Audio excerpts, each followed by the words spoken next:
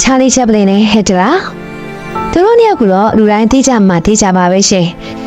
ဒီစာအုပ်ရဲ့မျက်နှာဖုံးကိုကြည့်မယ်ဆိုရင်တစ်ဖက်ချမ်းကချာလီချက်ပလင်တစ်ဖက်ချမ်းကဟက်တလာဒီစာအုပ်ရဲ့မျက်နှာဖုံးကိုကြည့်လိုက်ကြကမိစေဒီစာအုပ်ထဲကအကြောင်းအရာလေးတွေကိုစိတ်ဝင်စားမယ်လို့ထင်ပါတယ်သူတို့နှစ်ယောက်ကဘလူအကြောင်းတွေကြောင့်ရုပ်ချင်းစင်တူနေရတာလေဘလူမျိုးတိုက်ဆိုင်မှုတွေရှိနေရတယ်စီရိုက်ချင်းကရောဘလူတွေမတူရတယ်သူတို့နှစ်ယောက်ရဲ့ဆက်ဆက်မှုတွေကဘလူတွေလေဒီစာအုပ်တွေကနေစီလိုအတွက်တကယ်ကိုတန်မိုးမဖြတ်နိုင်တဲ့အတူယူစီရတွေသင်ခန်းစာတွေအများကြီးပါဝင်တဲ့အတွက်ဗီဒီယိုလေးကိုကျွန်မနဲ့အတူအဆုံးထိကြည့်ပေးကြပါအောင်ရှင်ပထမဆုံးအနေနဲ့ကတော့အများသိကြတဲ့ချာလီချက်ပလင်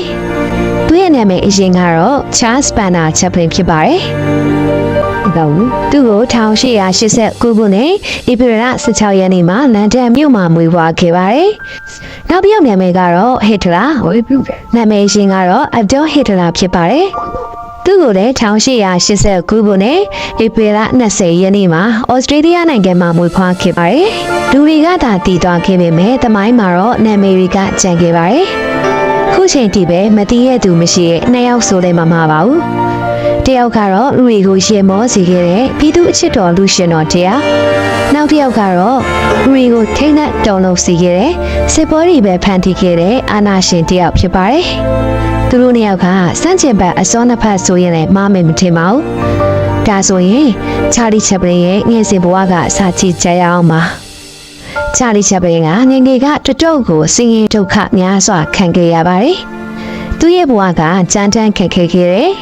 ပထမဆုံးသူမွေးခင်းကစားမှာပဲသူ့အဖေနဲ့အမေကကွဲသွားခဲ့တယ်သူ့အဖေကအရက်သမားတယောက်ဖြစ်ပြီးတော့မိသားစုအဘောပါအခုနေအထောက်ပံ့မှမလုပ်ပေးခဲ့နိုင်ပါဘူးသူ့အမေကတော့ပြားဆက်တွေမှာလိုက်ပြီးတော့သချင်းဆိုတဲ့အစိုးရတယောက်ဖြစ်ပြီးတော့အောင်မြင်မှုမရှိတဲ့အတွက်ကြောင့်ဝေကျွေးအလုံးလောက်မရခဲ့ပါဘူးဒါပြင်သူ့အမေကစေယောဂဝေဒနာကိုခံစားနေရတဲ့အတွက်ကြောင့်ချာလီချက်ပလင်ဟာနေစဉ်ဘဝတွေကကိုချလောက်ပေါ်ကိုရက်တည်လာခဲ့ရတဲ့အခြေအနေကများပါတယ်။သူကအသက်9နှစ်ကလေးဘဝတွေကသူ့အမေကျေးဇူးနဲ့အစင်ပေါ်ကိုစရောက်ခဲ့ပါတယ်။အဲ့ဒီရွယ်ကလေးကသူကသချင်းဆိုတာတွေဖြီးပြောတာတွေတရုပ်ဆောင်တာတွေကိုစလုပ်နေခဲ့ပါပြီ။ဒါတွေကိုသူဘာကြောင့်လုံးနိုင်တာလဲဆိုရင်တော့ဒီနေ့သူ့အမေကပြဆက်ကနေတဲ့အချိန်သချင်းဆိုနေရင်လည်းအတန်လုံးဝမလိုက်နိုင်တော့ဘူးဒီအချိန်မှာပြဆက်တာဝန်ရှိသူကသူ့အမေရဲ့အခြေအနေကိုသိတော့အထဲကိုပြောင်းဝင်စေခိုင်းပြီးတော့သူ့အမေစာအသက်9နှစ်သာရှိသေးတဲ့ချာလီချက်ပလင်ကိုသချင်းဆိုခိုင်းခဲ့ပါတယ်သူဆိုတဲ့အလှည့်လေကြာရောပြည်သက်တွေကအရန်သဘောကျပြီးတော့ပတ်စံတွေပြဆက်စင်မော်ကိုပြစ်တင်ကြပြီးတော့အားပေးကြံခဲ့ကြပါတယ်အဲ့ချိန်ကစပြီးတော့အားပေးမှုတွေရရှိခဲ့တယ်။သူ့မိကယောဂကြောင့်ဝင်ငွေကလည်းမရှိခဲ့။အဲ့အတွက်ချာလီချက်ပလင်ကနေငယ်လေးကအလုံးမျိုးစုံကိုချင်းချမ်းတန်တန်နဲ့လောက်ခံခဲ့ရပါတယ်။သူ့ရဲ့ဒီကဖြစ်ချင်တဲ့ရည်မှန်းချက်ကတော့တရုတ်ဆောင်ကောင်တယောက်မင်းသားတယောက်ဆိုတာထက်အမှုပညာလုပ်ငန်းကိုလုပ်ကိုင်နေသူတယောက်ဖြစ်ပါတယ်။သူ့အသက်73နဲ့14နှစ်လေးရောက်ရောပြဆက်ဖွဲ့ရဝင်ပြီးတော့အဲ့အဖွဲ့နဲ့အတူနင်လဲဖြီးပြောခဲ့ပါတယ်။တန်အောင်ကျင်တော့သူ့အဖွဲ့ကအမေရိကကိုသွားရောက်ပြီးတော့ဖြေပြောခဲ့တာပါပဲအဲ့အချိန်မှာအမေရိကကလည်းတကယ်ကိုမှနံပါတ်1နေရာယူနေတဲ့နိုင်ငံလေးဖြစ်အမေရိကန်ငွေကြေးဒေါ်လာကလည်းခိုင်မာနေတဲ့အချိန်ကမ္ဘာနဲ့လူတွေကလည်းသူတို့ရဲ့စိတ်ကူးအိမ်မက်တွေကိုအကောင့်ထဲပေါ်ဖို့အမေရိကန်နိုင်ငံမှာပြောင်းရွှေ့အခြေချနေကြတဲ့အချိန်အဲ့ချိန်မှာချာလီချက်ပင်ကလည်းရုပ်ရှင်ကော်မဒီနဲ့ချိတ်ဆက်ပြီးတော့တရုတ်ဆောင်လိုကိုလုပ်တယ်။စားစာချင်းမှာတော့အောင်မြင်မှုကအတိုင်းအတာတစ်ခုထိမရောက်သေးတဲ့အတွက်ဝင်ငွေကလည်းတိတ်ပြီးတော့မရရှိသေးခဲ့ပါဘူး။ဒါပေမဲ့တဖြည်းဖြည်းချင်းသူဟာအောင်မြင်လာတယ်။သူကြိုင်များလာခဲ့ပါတယ်။အဲ့ချိန်ကြီးရုံကဆိုရင်အတန်တေးရုပ်ရှင်တွေဖြစ်ပါ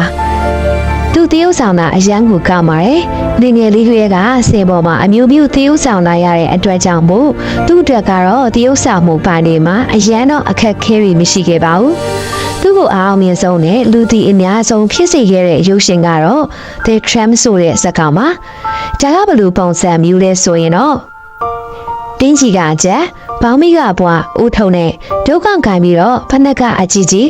လမ်းလျှောက်ရင်လည်းသူများနဲ့မတူတဲ့ပုံစံနဲ့ရှောက်တယ်။အဲဒီကာရီတာနဲ့သူဟာအောင်မြင်မှုတွေအကြီးကြီးရခဲ့တယ်။နောက်တစ်ခုကသူဟာအသက်ကြီးရဲ့လို့ထင်အောင်နှာခေါင်းမွေးအတူကြီးကိုတထားပါတယ်။ဒီလိုနဲ့အမေရိကရဲ့မဟုတ်ပဲနဲ့တစ်ခါပါလုံးကပါအောင်မြင်မှုတွေရရှိလာခဲ့တာပါ။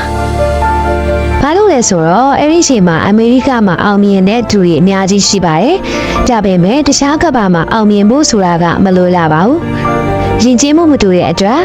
ဘာသာစကားတွေမတူတဲ့အတွက်တခြားနိုင်ငံကပါသူ့ကိုဟာတာတစ်ခုလိုမြင်ဖို့ဆိုတာကမလွယ်ပါဘူး။အမေရိကမှာနေတဲ့သူတွေယဉ်ကျေးမှုတူတဲ့သူတွေကဟာတာတစ်ခုလိုမြင်နိုင်ပေမဲ့တခြားနိုင်ငံရဲ့ယဉ်ကျေးမှုဘာသာစကားတွေကမတူတော့သူဘာလို့နေလဲဘာလို့ချင်လဲဆိုတာကိုသိမှာမဟုတ်ပါဘူး။ဒါပေမဲ့ချာလီချက်ပလင်းဟာတာကတော့အဲ့လိုမဟုတ်ပါဘူး။နားလည်လွယ်အဓိကလူနည်းစုလူဒန်းစားတွေအနိုင်ခံလူဒန်းစားတွေဘဝရဲ့အစင်မပြေမှုတွေအလုပ်ပုံစံမျိုးတွေကိုတယောပြီးတော့ဟာတာတရုပ်ဆောင်ထားပါတယ်။လူတိုင်းနားတယ်လို့လူတိုင်းလက်ခံနိုင်တယ်အဲ့လိုမျိုးဖြစ်အောင်တရုပ်ဆောင်တဲ့အတွက်ကြောင့်သူ့ရဲ့အောင်မြင်မှုကကြောက်စရာကောင်းလာအောင်ပဲတစ်ကမ္ဘာလုံးကသူတွေကသူ့ကိုတည်သွားခဲ့ပါတယ်သူကတရုပ်ဆောင်တာတွေမကပဲနဲ့ဇညုံးဖို့လည်းသူကိုယ်တိုင်ရှိပါတယ်စကားတွေလည်းသူ့ဘာသာသူရိုက်နိုင်တယ်နောက်ဆုံးထုတ်လို့ရေးပိုင်းတွေပါတီထောင်ခဲ့တယ်ထုတ်လို့ရေးတီထောင်တာကတော့သူ့ရဲ့မိတ်ဆွေတွေနဲ့ဘူးတွဲတီထောင်တာဖြစ်ပါတယ်ထုတ်လို့ရေကူတီထောင်တဲ့အတွက်သူရဲ့အားလာချက်ကပါလဲဆိုရင်တော့သူစိတ်ချအမှုပညာကိုဖန်တီးလို့ရှိတယ်။ဘသူအတားစီအနောက်ရှက်မှမပါပဲနဲ့ပေါ့။ဒါကြောင့်ချာလီချက်ပလင်ကိုကြည့်မယ်ဆိုရင်ငယ်လေးတွေကစင်ရဲခဲ့ပေမဲ့တကယ်ဘဝမှာအသက်ငယ်လေးနဲ့အောင်မြင်မှုတွေရခဲ့ပြီးတော့တကဘာလုံးရဲ့အားပေးမှုတွေလူချစ်လူခင်ပေါ်များခြင်းတွေကိုရရှိထားတဲ့သူတစ်ယောက်ဖြစ်ပါတယ်။နောက်တစ်ဖက်မှာကတော့ဟစ်တလာကြောင့်မှာစောက်ထဲမှာတော့ဟစ်တလာကိုငယ်တုန်းကစင်ရင်နံပါတ်စွာနဲ့ကြီးပြင်းခဲ့ရတယ်လို့ရေးထားပါတယ်။ဒါပေမဲ့တကယ်တော့အဲ့လောက်ကြီးတော့စင်ရဲခဲ့တာတော့မဟုတ်ပါဘူး။တာမန်လူလည်းတစားမိသားစုကနေပြီးတော့ပေါက်ဖွာလာတဲ့လူတစ်ယောက်ပါ။သူ့ဖေကဆိုရင်အကောက်ခွန်ကအစိုးရဝန်ထမ်းဖြစ်ပါတယ်။သူ့ဖေကနေလေးတွေကတာဝန်ယူမှုတာဝန်သိမှုတွေကိုရှိစေချင်တယ်။ကြောက်ဘူးသူကဒါတွေကိုမလိုက်နာခြင်းတဲ့အတွက်သူ့ဖေရဲ့စီကံတင်းကျပ်မှုတွေကိုလိုက်မလုပ်ချင်တော့သူ့အဖေကိုသူမချစ်ခဲ့ပါဘူးသူ့အမေကတော့သူ့ပေါ်အလိုလိုက်ခီးဆိုင်ပြီးတော့ပြုစုပြိုထောင်လာတဲ့အတွက်သူကအမိဟုပဲချစ်ခဲ့ပါတယ်သူအသက်14နှစ်အရွယ်မှာသူ့အဖေကဆုံးသွားခဲ့ပါတယ်သိမကြပဲမှာပဲသူเจ้าကထားလိုက်တယ်သူကစိတ်ကူးရင်အိမ်မက်တစ်ခုရှိရဲ့အဲ့ဒါကဘာလဲဆိုတော့အနုပညာရှင်တယောက်ဖြစ်ရှင်ခဲ့တာပါအဓိကကတော့ပကြီးဆရာတယောက်ဖြစ်ချင်ခဲ့တာပါအဲ့တော့သူကအနုပညာကျောင်းမှာတက်ခွင့်ရအောင်သွားလျှောက်တယ်ဒါပေမဲ့သူဝင်ခွင့်မရခဲ့ပါဘူးဒါနဲ့သူစိတ်မလျှော့ပဲနဲ့နောက်တစ်ချိန်ထပ်ပြီးတော့လျှောက်တယ်နောက်တစ်ချိန်မှာလေသူ့ကိုအရေးချင်းမပြည့်မီဘူးဆိုပြီးတော့လက်မခံခဲ့ပါဘူးအခက်တော့ကဟစ်တလာဆွဲတဲ့ကြီးစည်းပစ်ကြီးတွေကိုကျမတို့တာမန်မျက်လုံးနဲ့ကြည့်လိုက်ရင်တော့အတိုင်းအတာတစ်ခုထိတော့ကြည့်ကောင်းခဲ့ပါတယ်လက်မခံနိုင်ကြအကြောင်းလည်းမရှိပါဘူးဒါပေမဲ့ပကြီးပညာရှင်တွေအနေနဲ့ကတော့ဟစ်တလာရဲ့ပကြီးကလက်မခံနိုင်စရာအကြောင်းရှိမယ်ထင်ပါတယ်ဒါကြောင့်သူဝင်ခွင့်မရခဲ့တာဖြစ်မှာပါဒါနဲ့သူကအမှုပညာအကြောင်းလည်းတက်ခွင့်မရသူစိတ်ကူးရင်အိမ်မက်ထားရဲ့ပကြီးဆရာတယောက်ဖြစ်ချင်တဲ့အိမ်မက်စိတ်ကူးကလည်းမဖြစ်နိုင်တော့တဲ့အတွက်စိတ်တည်လေးပြီးတော့တခြားမြို့ကိုရှောက်သွားခဲ့ပါတယ်အဲ့ဒီအချိန်မှာသူ့အမေကသူ့ကိုပတ်စံပို့နေရင်လည်းသူ့အမေကဆုံးသွားခဲ့တယ်သူ့အမေဆုံးသွားတဲ့နောက်မှာသူ့အတော်ကသူ့ကိုဆက်ပြီးတော့ပတ်စံပို့ပေးခဲ့တယ်ဒါပေမဲ့သူ့အမေရှိတော့ကဘူးတရောက်တော့မရခဲ့ပါဘူးသူ့တော်ကသူ့ကိုလောင်းငှယုံနာပို့ပြီးရဲ့အတွက်သူနေရာမျိုးစုံမှာအလိုမျိုးစုံလုပ်ပြီးတော့လေးလွဲနေခဲ့ပါတယ်အဲ့တော့မိတ်ဆွေများစဉ်းစားကြည့်ပါချာလီချက်ပလင်းကနေဒီခွေးကအောင်မြင်ခဲ့တဲ့ဆိုပေမဲ့ဟစ်တလာကတော့ငငယ်လေးနဲ့လေးလွဲနေခဲ့တယ်ဒီချိန်မှာပထမကဘာစစ်လေးစဖြစ်ပြီးတော့ဟစ်တလာကသူ့ဘဝလေးလွဲနေတဲ့အတူတူစစ်ထဲကိုဝင်ပြီးတော့စစ်တိုက်ခဲ့တယ်ဟဲ့ချိန်မှာစစ်ပွဲမှာတန်ရာရပြီးတော့နောက်ဆုံးစေးုံတင်ရတဲ့အထိဖြစ်ခဲ့တယ်။ဒီလိုနဲ့ပထမကဘာစစ်ကဂျာမနီတွေစစ်ရှုံးပြီးတော့ပြီးသွားခဲ့တယ်။ပထမကဘာစစ်ကြီးပြီးဆုံးသွားတဲ့အချိန်မှာတော့ဗာဆိုင်စာချုပ်ကိုချုပ်ဆိုပြီးရဲ့နောက်ဂျာမနီရဲ့စစ်အင်အားကိုအများကြီးလျှော့ချခံလိုက်ရတယ်။ဒီလိုနဲ့ပဲဟစ်တလာကစေးုံကဆင်းလာပြီးတော့ဗ သူကစစ်တပ်ကဆိုတော့ထောင်လန်းရေးလုပ်ရတယ်။အဲ့ဒီချိန်မှာဂျာမနီနိုင်ငံကဆီရှုံးပြီးတော့တကယ်ကိုမှရှုပ်ထွေးနေတဲ့အချိန်နိုင်ငံရဲ့စီးပွားရေးကလည်းဖက်ပေါင်းစုံကနေကျဆင်းပြီးတော့ပြည်သူတွေကလည်းဆန္ဒပြတာတွေဟောပြောတာတွေတကယ်ကိုမှရှုပ်ထွေးခဲ့ပါတယ်။ဒါနဲ့စစ်ကြီးဖြစ်တဲ့အချိန်ဒီမိုကရေစီနိုင်ငံဆိုတော့ပါတီတွေပေါ်လာပြီးတော့ပါတီတွေကိုတည်ထောင်ဝဲပေးထားလိုက်တယ်။ပါတီတွေအမျိုးမျိုးတည်ထောင်ခဲ့ကြတယ်။အဲ့အတွက်စစ်တပ်ကလည်းထောင်နိုင်ရေးလုပ်ငန်းတွေကိုမျိုးစုံလိုက်လို့ရတယ်။အဲ့မှာဟစ်တလာကဘယ်နေရာမှာတာဝန်ကျလဲဆိုတော့လူသမားပါတီကိုထောင်နှင်းကြတဲ့အလုပ်ကိုလိုက်လို့ရတယ်။အဲ့ဒီအချိန်မှာအလူသမားပါတီကစစ်တပ်အတွက်ကြောက်စရာကောင်းတဲ့ပါတီတစ်ခုဖြစ်နေခဲ့တယ်။ဘာလို့လဲဆိုတော့အဲ့ဒီအချိန်မှာအလူသမားလူခေါင်းစဉ်ပါလိုက်တာနဲ့သူတို့နည်းနည်းကြောက်နေရပြီ။အလူသမားလူတွေကဂျာမနီမှာဆိုရင်အမတန်မှအများပြားလာတဲ့လူကြီးတစ်ခုဖြစ်နေတဲ့အတွက်လူသမားလူပါတီကဘာတွေဟောပြောလဲဘာတွေကြံစည်လဲဆိုတာတွေကိုသိဖို့အတွက်ဟစ်တလာကိုလှုပ်ပြီးတော့ထောင်လိုက်ခံတယ်။ဒီနေ့ဟောပြောပွဲတစ်ခုသွားရောက်ပြီးတော့ထောင်လိုက်ရင်းနဲ့လူသမားပါတီကလူလူသားများပေမဲ့ဟောပြောတဲ့သူကအနှဲငယ်သာတယောက်ပြီးတယောက်ဟောပြောနေကြတော့ပြင်းစရာကောင်းလာတယ်။အဲ့ဒါနဲ့ပဲသူလည်းဟောပြောပွဲကနေပြီးတော့ထပြန်လာလိုက်တယ်။သူထပြန်လာတဲ့အချိန်မှာနောက်တစ်ယောက်ကထပြောခဲ့တယ်။ဘာပြောလဲဆိုတော့ငါတို့ပါတီကဂျာမနီတွေကနေခွဲထွက်ပြီးတော့ဩစတြေးလျနဲ့ပေါင်ပြီးနိုင်ငံအသစ်တည်ထောင်မယ်လို့ပြောခဲ့တယ်။ဘာလို့ပြောလဲဆိုတော့ဒီချိန်မှာဂျာမနီရဲ့စီးပွားရေးကအဖက်ဖက်ကနေပြီးတော့ယူရင်းပြီးတော့စစ်ရှုံးခဲ့တဲ့အတွက်စစ်တပ်ကစီရိုကြီးအနေနဲ့အခြားစစ်နိုင်တဲ့နိုင်ငံတွေဖြစ်တဲ့အင်္ဂလိပ်တို့ပြင်သစ်တို့ကိုပေးစရာတွေရှိနေပါတယ်။နောက်ပြီးတော့ဂျာမနီရဲ့တချို့နယ်ပယ်တွေကလည်းအများအဆုံးရှုံးနေခဲ့ပါပြီ။နောက်ပြီးတော့ဗာဆိုင်စာချုပ်ကြီးကကန်တန်ချက်တွေနဲ့နေတာနေခဲ့ရတယ်။အဲ့တော့ဂျာမနီရဲ့မှာဆက်နေငါတို့ဒုက္ခရောက်နေမယ်ဆိုတဲ့စကားကိုဟစ်တလာကလည်းကြားရောသူအကြီးကျယ်ဒေါသထပ်သွားခဲ့ပါတယ်။ဘာကြောင့်လဲဆိုတော့ဟစ်တလာကဂျာမန်လူမျိုးကြီးဝါတာငါတို့ဂျာမန်တွေကလုံဝကိုမြင်မြတ်တဲ့ပထမကမ္ဘာစစ်မှာနေမီတွေကိုဆုံးရှုံးခဲ့ပေမဲ့ဂျာမန်စကားပြောတဲ့အပေနိုင်ငံတွေကိုမစိုးပြန်ပြီးတော့သိမ်းပိုက်ယူတဲ့နဲ့ဥရောပမှာအရင်လိုပဲဂျာမနီနိုင်ငံကအင်အားကြီးထွားလာရမယ်။အဲ့အတွက်ကြောင့်ခွဲထွက်တာကိုသူလက်မခံဘူး။ခွဲထွက်ဖို့နေတဲ့လက်ရှိနေတဲ့နိုင်ငံကိုအင်အားပုံမကြီးထွားလာအောင်လုပ်ချင်တဲ့အတွက်စောစောကခွဲထွက်မယ်ဆိုရဲဟောပြောခဲ့တဲ့သူအနာသွားပြီးတော့မချင်မနဲ့ဖြစ်ပြီးတော့15မိနစ်လောက်တောက်လျှောက်ကိုမှသူလက်မခံနိုင်ကြောင်းဘာကြောင့်လက်မခံနိုင်ကြောင်းဂျာမန်ကိုကြီးချက်ပို့ပြီးတော့အင်အားကြီးထွားလာအောင်လုပ်တဲ့နေဆိုတဲ့အကြောင်းကိုမယမနာပြောခဲ့ပါတယ်။သူပြောနေတာကိုဘသူကမြင်လိုက်လေဆိုတော့အလူသမားပါတီကိုထီထောင်တဲ့သူတယောက်ဖြစ်တဲ့အန်ဒူခရက်စတာဆိုတဲ့သူကမြင်သွားပြီးတော့လန့်သွားပြီးတော့တော်တော်ကိုအံ့ဩသွားတယ်။တကယ်ကိုမှတီတူကတော်တော်အစွမ်းရှိမဲ့သူဖျားရဲ့လက်ဆောင်တစ်ခုပါပဲလားဆိုပြီးတော့တော်တော်အံ့ဩနေခဲ့ပါတယ်။ဟစ်တလာရဲ့ပြောပုံဆိုပုံတွေကတကယ်ကိုပဲအားရပြီးတော့စိတ်အားထက်သန်စွာပြောဆိုပုံတွေကိုသူတို့ပါတီမှာဟောပြောတဲ့သူတွေစီကလည်းဒီလိုမျိုးတရားမှမမြင်ဘူးပါဘူးသူ့ကိုကြည့်နေတဲ့လူတွေကလည်းတဟောတအောနဲ့ကြောင်ပြီးတော့ကြည့်နေခဲ့ကြပါတယ်ဟစ်တလာလည်းပြောပြီးသွားရောအန်တိုခရက်စတာကဒီလူကိုသုံးမယ်ဆိုရင်တော့ငါတို့လူသမားပါတီအတွက်အကျိုးရှိမယ်ဆိုပြီးတော့ချက်ချင်းဟစ်တလာကိုသွားရောက်နှုတ်ဆက်လိုက်တယ်ပြီးတော့သူတို့ပါတီရဲ့စာမျက်နှာအရွက်40လောက်ပါတဲ့လက်ကမ်းစာဆောင်လေးကိုဟစ်တလာကိုပေးခဲ့တယ်သူလက်ကမ်းစာဆောင်လေးထဲမှာအန်တိုခရက်စလာရေးထားတဲ့နိုင်ငံရေးအယူအဆတွေရေးထားတာတွေပါဝင်နေပါတယ်။တန်တဲ့ဟစ်တလာကလည်းထိုးစာဆောင်လေးကိုယူပြီးတော့အိမ်ကိုပြန်ခဲ့ပါတယ်။အိမ်ကိုလည်းပြန်ရောက်ရောထိုလက်ကမ်းစာဆောင်လေးကိုဖတ်ကြည့်လိုက်တော့သူတော်လေးကိုမှစိတ်ဝင်စားသွားတယ်။ဘာလို့ကြောင့်လဲဆိုတော့စာရဲမှာအန်တိုခရက်စလာရေးထားတဲ့နိုင်ငံရေးအယူအဆတွေကသူနဲ့တော်တော်လေးကိုမှတူတဲ့အတွက်ကြောင့်ပါသူစာဆောင်လေးကနိုင်ငံရေးအယူအဆတွေကိုစိတ်ဝင်စားပေမဲ့ပါတီကလည်းတည်းဘာမှလည်းဖြစ်ထွန်းမရသေးတော့သူစဉ်းစားနေခဲ့ပါရဲ့။နောက်ရရောက်တော့သူစီကိုပါတီဝင်အဖြစ်လက်ခံချင်ပါတယ်ဆိုတဲ့စာရောက်လာတယ်။တကယ်တော့အဲ့ဒီအချိန်ထိပါတီရဲကိုဝင်ရမလားမဝင်ရဘူးလားဆိုတာကိုစဉ်းစားလို့မရသေးပါဘူး။ဒါနဲ့သူကိုနောက်တစ်ခါပါတီအစည်းအဝေးတွေကိုဖိတ်တယ်။ထိုအစည်းအဝေးကိုလည်းသူသွားတက်တဲ့မတက်တဲ့ကို2ရက်လောက်စဉ်းစားခဲ့တယ်။ဒီလိုနဲ့ပဲသူကဒါအခွင့်အရေးတစ်ခုပဲဆိုပြီးတော့ဒီအခွင့်အရေးကိုအသုံးချပြီးတော့နိုင်ငံရေးလောကမှာကျိုးမြတ်တစ်ခုထပ်နိုင်မယ်ဆိုပြီးတော့သူ့မျက်လုံးထဲမှာမြင်ရောက်လာတယ်။နောက်ဆုံးစာအုပ်ထဲမှာရေးထားတာကတော့သူပါတီရဲကိုဝင်တဲ့အချိန်မှာတော့သူ့စီမှာပါတီဝင်နဲ့အသင်းဝင်ကတ်ထောင်ဝင်ရှိခဲ့ပါဘူး ပါတီပုံစံနဲ့လည်းလုံးဝမတူသေးပါဘူးဒါနဲ့ရှင်းအောင်ပြောရမယ်ဆိုရင်ပါတီရဲ့ရာဘာတစိတုံးအောင်သူမှမရှိခဲ့သေးပါဘူး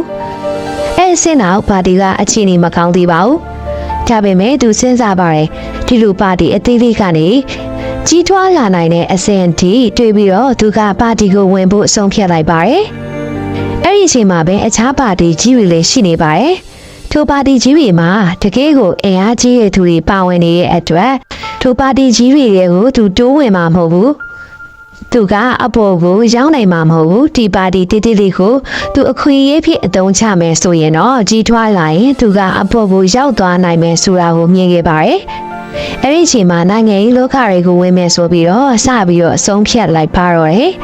ထိုအချိန်မှစပြီးတော့သူ့ဘဝကပြောင်းလဲတိုးတက်ဖို့အတွက်နိုင်ငံရေးလောကတွေကိုစပြီးတော့ခြေလှမ်းလှမ်းခဲ့ပါတယ်ဒီလိုနဲ့ပဲဟစ်တလာကပေါ်လာတဲ့အခွင့်အရေးကိုလက်မလို့ဖေးနဲ့ကျူးစာဆုတ်ကန်ထားပါတယ်ပါတီအတွက်သူပထမဆုံးအစည်းအဝေးတွေလုပ်တဲ့တက္ကန်းစာဆောင်တွေကိုဝေမျှတယ်သူ့မိမရှိရဲ့လူတွေကိုဖိတ်ပြီးတော့သူ့ရဲ့ဟောပြောပွဲတွေကိုလာနာထောင်ခိုင်းတယ်နောက်ထပ်ပြီးတော့သူတို့ပါတီအသင်းဝင်တွေရဲ့ဆွေမျိုးအပေါင်းအသင်းတွေကိုဟောပြောပွဲတွေထဲမှာလာနာထောင်ခိုင်းတယ်ဒါပေမဲ့လူတွေကထင်တယ်လို့ကြီးမလာခဲ့ပါဘူးစိတ်မဝင်စားခဲ့ကြပါဘူးဟစ်တလာကသူထင်တဲ့တော့မအောင်မြင်တော့အစင်မပြေမှုတွေဖြစ်ခဲ့ကြတယ်အဲ့တော့သူကဒီတခါဟောပြောပွဲကိုပြရဆိုင်မှာလူမယ်လို့ကျင်ညာလိုက်တယ်အစားပိုင်းမှာတော့သူ့ရဲ့ပါတီခေါင်းဆောင်တွေကသဘောမတူခဲ့ကြပါဘူးဒါပေမဲ့သူစူးစမ်းပန်းစားလုပ်နေတဲ့စိတ်အားတွေလည်းထက်သန်နေတဲ့အတွက်ကြောင့်သူ့ကိုခွင့်ပြုပေးလိုက်ကြတယ်ဒီလိုနဲ့ပဲသူဟောပြောတဲ့အခါမှာလေသူ့ကိုပထမနေရာမှာမထားခဲ့ပါဘူးဒုတိယနေရာမှာထားပြီးတော့ဟောပြောစီခိုင်းခဲ့တယ်ဒီလိုနဲ့သူဟောပြောတဲ့အလဲလေးရတော့ပထမပိုင်းမှာသူဖြည်းဖြည်းပဲပြောတယ်နောက်တော့သူတဖြည်းဖြည်းနဲ့ပြောရင်းနဲ့အားတက်လာပြီးတော့အားကျိုးမှန်တက်ဖြစ်လာပြီးတဖြည်းဖြည်းမျက်လုံးတွေပြူလာအသားတွေရက်ဆက်ဆက်တုံလာသောသားတွေထက်အားနဲ့မှန်တဲ့နာယီဝက်လောက်ပြောလိုက်တယ်လူတွေကိုကြည့်လိုက်တော့လေလူတွေကသူ့ကိုကြောင်ပြီးတော့ငီးမောကြည့်နေကြတယ်စိတ်ခံစားချက်တွေဖြစ်ပြီးတော့မျက်ရည်တွေကြားတဲ့သူကကြာနောက်တကဒေါသထွက်နေပြီးတော့ချက်သိမ်းထနေတဲ့သူတွေစားရဲခန်းစားချက်မျိုးစုံကိုပြီးနိုင်တဲ့ဟစ်တလာရဲ့မိန်ခွန်းဖြစ်ခဲ့ပါတယ်။ပါတီတွေကလူတွေကလည်းသူ့ကိုတော်တော်ပြောနိုင်ပါလားဆိုတာကိုသိပြီးတော့အံ့ဩစေခဲ့တယ်။ပထမဆုံးသူသိသွားတာကလူတွေကသူဟောပြောတာကိုအံ့တန့်စွာငြိမ်သက်ပြီးတော့သူ့ကိုအားကိုးတဲ့မျက်လုံးတွေနဲ့ကြည့်နေကြပါတယ်။သူပြောသမျှကိုယုံကြည်နေကြပါပြီ။တကယ်ကိုမှစွာရှင်တယောက်ပြောနေတဲ့အလားတူထင်ရပါတယ်။ဒါဆိုလူတွေကအဲ့လောက်ထိဖြစ်သွားစေနိုင်တယ်သူဟောပြောတဲ့အကြောင်းအရာတွေကဘာတွေလဲသူပြောခဲ့တဲ့အကြောင်းအရာတွေကတော့အများကြီးတော့မဟုတ်ဘဲနဲ့သူပြောတာကဂျာမြန်လူမျိုးတွေကလူမျိုးကြီးငါတို့ကအမြင့်မြတ်ဆုံးဖြစ်တယ်ငါတို့အခုဆင်းရဲနေကြတာဂျူးလူမျိုးတွေကြောင့်ဖြစ်တယ်အဓိကကလူတွေထဲမှာရှိတဲ့မျိုးချစ်စိတ်ဓာတ်ကိုလူကြားနာအောင်လုပ်တဲ့သဘောပါငါတို့ဟာစူးစမ်းကြရတဲ့မြင့်မြတ်ကြရတဲ့ဘာဆိုင်စာချုပ်ကြောင့်ငါတို့ရဲ့ဘဝတွေကအခုလိုနှိမ့်ချနေကြရတယ်ဒါမျိုးပါဆိုင်စာချုပ်ကိုငါတို့လက်မခံနိုင်ဘူးခဲပြရမယ်လုပ်ပြရမယ်ငါတို့သာပါတီမှာနိုင်မယ်ဆိုရင်ဒီပါဆိုင်စာချုပ်ကိုခဲပြမယ်စသဖြင့်သူကအဓိကထားပြီးတော့ဟောပြောခဲ့တယ်အဓိကကတော့သူပြောတဲ့အကြောင်းအရာတဲ့သူရဲ့ပြောပုံဆိုပုံဟန်ပန်အမှုရာတွေကနားထောင်သူလူလူအတွက်အင်အားဖြစ်စေခဲ့ပြီးတော့ဟောပြောဖို့အတွက်အလူငွေတွေကလည်းအများအများထည့်ခဲ့ကြတယ်ဟစ်တလာကအဲ့ဒီအလူငွေတွေကိုအသုံးပြုပြီးတော့နောက်တစ်ချိန်ဟောပြောပွဲအတွက်နေရာကျကျမှာလူအများအများနဲ့လုံနိုင်ဖို့ကြိုးစားပြီးတော့ဝါရဖြတ်မှုတွေလုပ်တယ်ဒီလိုနဲ့ပဲပါတီတိတိလေးကနေပြီးတော့ကြီးလာခဲ့တယ်ပြီးတော့သူကပါတီကိုလူတွေမှတ်မိအောင်တစ်စိတ်တစ်ခုတော့အလိုမဲ့ဆိုပြီးတော့သူငယ်ငယ်တုန်းကမြင်ဘူးတဲ့အရာတစ်ခုကိုအခြေခံပြီးတော့ဆွဲလိုက်တယ်သူကပကြီးဝါဒနာပါတဲ့သူတွေဖြစ်တော့တစ်စိတ်ရဲ့အကြောင်းတွေကအဓိပ္ပာယ်တွေကအများကြီးပါဝင်နေတယ်ပါတီရဲ့တစ်စိတ်ကိုတတ်မှတ်ရုံနဲ့မကားပါဘူးပါတီရဲ့နာမည်ဖြစ်တဲ့အလို့သမားပါတီဆိုတဲ့နာမည်ကို National Socialist German Worker Party NSDAP ဆိုပြီးတော့ပြောင်းခဲ့တယ်အတူကောက်ကတော့နာစီပါတီဖြစ်ပါတယ်ဟစ်တလာကလူလူကိုဆွဲဆောင်တဲ့နေရာမှာအင်အားကတော်တော်အားကောင်းလာပြီးတော့သူ့ရဲ့နာစီပါတီကြီးကလည်းတဖြည်းဖြည်းအင်အားကြီးမာလာခဲ့တယ်ဒါပေမဲ့သူ့ကိုပါတီထဲမှာမကြိုက်တဲ့သူတချို့ပေါ်ထွက်လာခဲ့ပါတယ် ဘာကြောင့်မကြိုက်ကြတာလဲဆိုတော့သူကအာနာရှင်ဆက်ဆက်ဟောပြောခဲ့တဲ့အတွက်ကြောင့်မို့လို့ပါသူပြောချင်တဲ့ပုံစံကလူတွေကိုအားတက်အောင်ဆွဲဆောင်နိုင်နေဆိုပေမဲ့သူ့ရဲ့အတွေ့ခေါ်နဲ့လို့ပုံခံပုံတွေကအာနာရှင်စမ်းနေတဲ့အတွက်သူ့ကိုလက်မခံနိုင်တဲ့သူတွေရှိတာခဲ့ပါတယ်အဲ့အတွက်ဟစ်တလာကိုထိန်းချုပ်ဖို့ကြိုးစားခဲ့ကြတယ်ဒါကိုဟစ်တလာအတိတော့ပါတီတွေကထွက်မယ်ဆိုပြီးတော့ပြောခဲ့တယ်။သူ့ကိုလက်ခံတဲ့ပါတီဝင်တွေကမထွက်ပါနဲ့လို့ကြားတယ်။ဘာကြောင့်လဲဆိုတော့သူကြောင့်ပဲပါတီကပုံမအင်အားကြီးမားလာပြီးရောသူသာမရှိရင်နာစီပါတီရှိကပြိုဝဲသွားမယ်ဆိုတာကိုသိတဲ့အတွက်ကြောင့်တားခဲ့ကြပါတယ်။ဟဲ့တော့ဟစ်တလာကပြောခဲ့တယ်။သူပါတီတွေကနေမထွက်ဘူး။ဒါပေမဲ့သူ့ကိုအခွင့်အရေးနှစ်ခုတော့ပေးရမယ်။အဲ့ဒါကပါလဲဆိုတော့ပါတီရဲ့ခေါင်းဆောင်ယာတူနဲ့သူဘာလို့သူသဘောဆောင်တဲ့အခွင့်အရေးတွေပေးပါဆိုပြီးတော့ပါတီတွေကိုတောင်းဆိုခဲ့တယ်။ဒါနဲ့ပါတီဝင်တွေကတိုင်ပင်ကြပြီးတော့သူမရှိတော့ရင်နာစီပါတီကြီးပြိုကွဲသွားမှာဖြစ်တဲ့အတွက်သူ့ရဲ့တောင်းဆိုချက်တွေကိုလက်ခံခဲ့ကြရတယ်။ထိုချိန်က1923ခုနှစ်နောက်မှာစိတ်ရှုံးထားတဲ့ဂျာမနီကိုစစ်နိုင်တဲ့အင်္ဂလိပ်တို့ပြင်သစ်တို့ကစီရော်ချိန်33ဘီလီယံတောင်းခဲ့ပါတယ်။ထို့သောစီရော်ကြီးကအများအများပြီးရမယ့်အခြေအနေရောက်ရောဂျာမနီငွေကြီးကထိုးကျသွားပြီးတော့ငွေကြီးဖောင်းဖွားမှုတွေများစွာဖြစ်ပေါ်သွားခဲ့ပါတယ်။ဒါကြောင့်ငွေကြီးတွေမတည်မငြိမ်ဖြစ်လာပြီးတော့ပြည်သူတွေကဆင်းရဲဒုက္ခတွေနဲ့ရင်ဆိုင်ခဲ့ကြရတယ်။အလုတ်ကန်တွေအစင်မပြေတဲ့သူတွေလည်းများလာတယ်။ပြီးတော့အစိုးရကိုဆန့်ကျင်တဲ့သူတွေကများလာခဲ့တယ်။အဲ့ဒီအချိန်မှာဟစ်တလာခေါင်းဆောင်တဲ့နာစီပါတီကစဉ်းစားဆုံးဖြတ်ခဲ့ကြတယ်။ဒီလိုအချိန်မှာအစိုးရကိုအာဏာသိမ်းရင်ရနိုင်မယ်လို့စဉ်းစားခဲ့ကြတယ်။ဘာလို့လဲဆိုတော့ပြည်သူတွေကအစိုးရကိုမကြိုက်ကြပါဘူး။သူတို့နာဇီပါတီကအခုချိန်ဟစ်တလာကအားနဲ့မှန်နဲ့ဆွဲဆောင်ထားတာပြီးလို့တော့နာဇီပါတီကအင်အားကြီးနေပြီ။ဒါကြောင့်ပြည်သူတွေကနာဇီကိုယုံပြီးတော့နာဇီပါတီဘက်ပါလာမယ်လို့တွေးကြပြီးတော့အစိုးရကိုအာဏာသိမ်းမဲ့အစီအစဉ်ကိုချမှတ်လိုက်တယ်။အာဏာသိမ်းလိုက်ကြတယ်ပေါ့။ဒါပေမဲ့အာဏာသိမ်းမှုကမအောင်မြင်ခဲ့ကြပါဘူး။ကြာရှုံးသွားခဲ့တယ်။အဲ့ဒါနဲ့ဟစ်တလာအဖမ်းခံလိုက်ရပါတယ်။အဲ့ဒီအချိန်မှာအာဏာသိမ်းတာတကယ်ကြောက်စရာကောင်းတဲ့ဖြစ်တဲ့တည်တံပြီးခံရတာတွေရှိရဲ့။ဒါပေမဲ့ဂျာမနီနိုင်ငံကဒီမိုကရေစီနိုင်ငံဖြစ်တဲ့အတွက်ဟစ်တလာကိုလူများရှိမှတရားစီရင်တော့မယ်။သတင်းတောက်တွေကလည်းသတင်းယူခွင့်ရှိတယ်။အဲ့ဒီအချိန်မှာလူတွေကအယမ်းစိတ်ဝင်စားခဲ့ကြတယ်။နာစီပါတီကခုမှနာမည်စကြီးရုံရှိတဲ့ခေါင်းဆောင်ဖြစ်ခြင်းနဲ့ဟစ်တလာရဲ့ဘဝကဒီမာရင်အဆုံးသတ်သွားပြီဆိုပြီးတော့စိတ်ဝင်စားခဲ့ကြတယ်။ဒါပေမဲ့အဲ့လိုလုံးဝမဟုတ်ခဲ့ပါဘူး။ဟစ်တလာရဲ့ဘဝကအဲ့မှာစတာပဲဖြစ်ပါတယ်။ဘာကြောင့်လဲဆိုတော့ဆက်ကြည့်ရအောင်ပါ။ဟစ်တလာကိုတရားရုံးမှာစစ်မေးခဲ့တယ်။အဲ့ဒီအချိန်မှာဟစ်တလာကကောင်းကောင်းအသုံးချခဲ့တယ်။အဲ့ချိန်တုန်းကတည့်ရခန့်ကတိတိကျကျပြန်လည်ဖြည့်ရှင်းနိုင်ခွင့်ရှိတယ်။ပြန်လည်ပြီးတော့လည်းမိခွန်းတွေထုတ်ခွင့်ရှိတယ်။တယောက်ကပြောနေရင်လည်းဖြတ်ပြီးတော့လည်းပြောပိုင်ခွင့်တွေရှိနေတယ်။ဒီလိုအခွင့်အရေးတွေပေးထားခဲ့ပါတယ်။ဒါကိုဟစ်တလာကကောင်းကောင်းအသုံးချသွားခဲ့ပါတယ်။အဲ့ဒီချိန်မှာဟစ်တလာကိုတရားသူကြီးကမင်းအဖြစ်ရှိရလို့ထင်မှန်တာလို့ပြီးတော့ဟစ်တလာကမရင်ခဲ့ပါဘူးအဖြစ်မရှိဘူးလို့လည်းမပြောပါဘူးဒါပေမဲ့ဒီအဖြစ်ပြက်တွေအားလုံးကိုငါတယောက်သေးပဲတာဝန်ယူထားတယ်လို့ပြောခဲ့တယ်ဒါပေမဲ့ငါကအဖြစ်ကျူးလွန်သူတော့မဟုတ်ပါဘူးငါကတော်လှန်ရေးသမားအခုအစင်မပြေဖြစ်နေတဲ့နိုင်ငံရေးလောကအစင်မပြေဖြစ်နေတဲ့အစိုးရရဲ့တာဝန်တွေကိုမလုပ်နိုင်လို့ငါကတော်လှန်နေရတာပါအပြောင်းလဲတစ်ခုကိုလိုချင်လို့လုပ်နေရတာပါငါတော်လှန်ရေးသမားပါလို့ပြန်ပြောခဲ့ပါတယ်။အခုအစင်မပြေဖြစ်နေတဲ့နိုင်ငံရေးလောကအစင်မပြေဖြစ်နေတဲ့အစိုးရရဲ့တာဝန်တွေကိုမလုပ်နိုင်လို့ငါကတော်လှန်နေရတာပါ။အပြောင်းလဲတစ်ခုကိုလိုချင်လို့လုပ်နေရတာပါ။ငါတော်လှန်ရေးသမားပါလို့ပြန်ပြောခဲ့ပါတယ်။ပထမကမ္ဘာစစ်တုန်းကငါတို့စစ်သားတွေကရှေ့တန်းမှာစစ်တိုင်နေတော့ကနောက်မှာအစိုးရတွေနိုင်ငံရေးသမားတွေကလက်နက်ချအရှုံးပေးပြီးတော့ဒီမိုကရေစီနိုင်ငံအဖြစ်ပြောင်းလဲလိုက်ကြတယ်။သူတို့ကလက်နက်ချဟိုင်းပြီးတော့ဒုအရှိမှစစ်တိုက်ကောင်းနေတော့ရှိတယ်နောက်ကျောကိုဓာတ်နဲ့ထုတ်ခိုင်းရပြီးတော့လက်နက်ချလိုက်ရတယ်သူတို့ကြောင့်ဒီလိုအခြေအနေဖြစ်နေတာဂျာမနီကအဲ့ဒါကြောင့်ဘာဆိုင်စာချုပ်ကမတရားတဲ့အကြောင်းတွေကိုငါတို့နိုင်ငံကနေပြီးတော့လိုက်နာပြီးတော့အကန့်အသတ်တွေနဲ့နေရတယ်အခုလက်ရှိပြဿနာတွေနဲ့ကြုံတွေ့နေရတာကသူတို့ကြောင့်မှသူပြောခဲ့တယ်ဒီကိစ္စတွေကိုသူကတရက်ခွဲမှာကောင်းကောင်းအသုံးချပြီးတော့ပြောသားခဲ့တယ်ဒါနဲ့ပဲဟစ်တလာပြောခဲ့တဲ့တရားရုံးကစကားတွေကသတင်းစာတွေမှာပါလာခဲ့တယ်။အဲ့တော့ဒီတိုင်းတာမန်ဟောပြောဝဲလို့မယ် ဒီလိုဝါရဖြန့်စာဆောင်လေးဖြန့်မယ်ဆိုရင်လည်းတော်တော်လေးကိုအကုန်ကြမြမယ်လူတွေကလည်းဖောက်မှာဒါကအတိုင်းအတာတစ်ခုလောက်ပဲရှိမှာပါ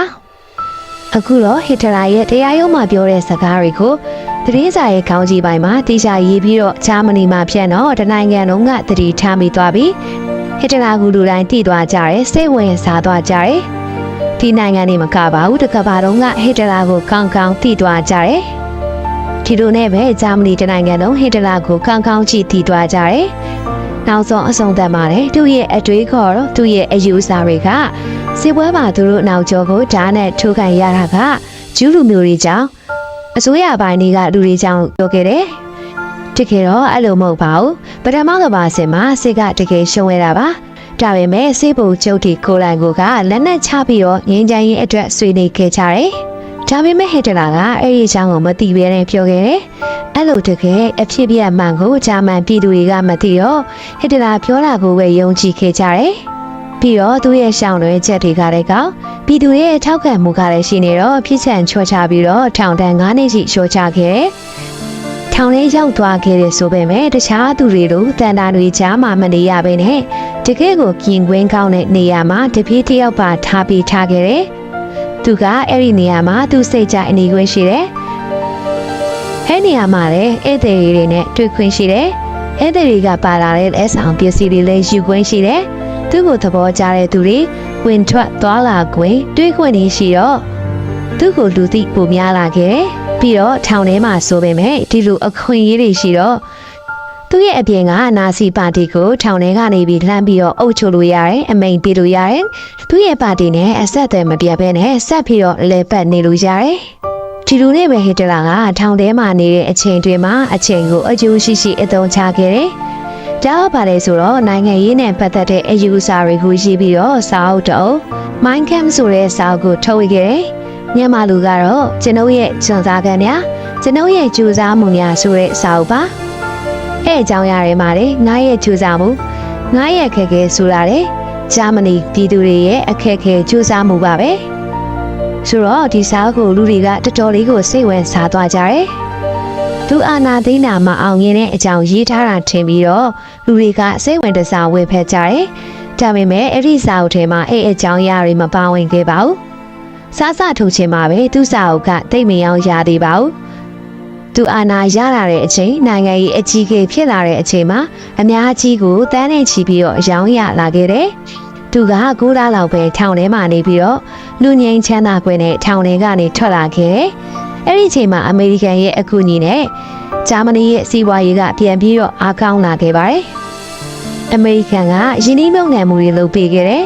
ငွေတွေချေးပေးခဲ့တယ်အဲဒါကြောင့်မို့ဂျာမန်ပြည်သူတွေရဲ့အလုပ်အကံကလည်းပြန်ကောင်းလာခဲ့တယ်ဂျာမနီကပြန်ပြီးတော့အစဉ်ပြေစပြုလာခဲ့တယ်အဲ့ချိန်သူတွေကစီးပွားရေးအလုပ်ကံတွေအစဉ်ပြေလာတဲ့အတွက်ဟစ်တလာကိုသတိမိနေခဲ့ကြပါတယ်လူတွေကလက်ဖက်ရည်ဆိုင်ကော်ဖီဆိုင်တွေလမ်းနေမှာပြန်ပြီးတော့စီကားလာခဲ့တယ်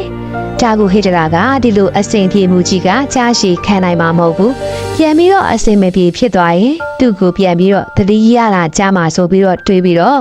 သူမသိတယ်လို့ပဲအေးစစ်စစ်နေခဲ့ပါတယ်သူထောင်ထဲကနေထွက်လာတဲ့အချိန်သူစိတ်ထဲမှာဆွဲထင်သွားတဲ့အတွေ့အကြုံရှိပါတယ်ဒါကပါလေဆိုတော့ဒီမိုကရေစီစနစ်နဲ့ရေကောက်တင်မြောက်ထားတဲ့အစိုးရကိုအကြမ်းဖက်နေတဲ့အာဏာသိမ်းတာကမဖြစ်သင့်ဘူးဆိုတဲ့အကြောင်းအရာအဲ့ဒါကမကောင်းတဲ့အရာတစ်ခုဘသူတွေပဲသူ့ကိုမြောက်ပင့်ပေးပြီးသူအဲ့အရာကိုနောက်တစ်ချိန်ထပ်ပြီးတော့မလုပ်တော့ဘူးဆိုတာကိုသူတန်တိတ်ထန်ချခဲ့တယ်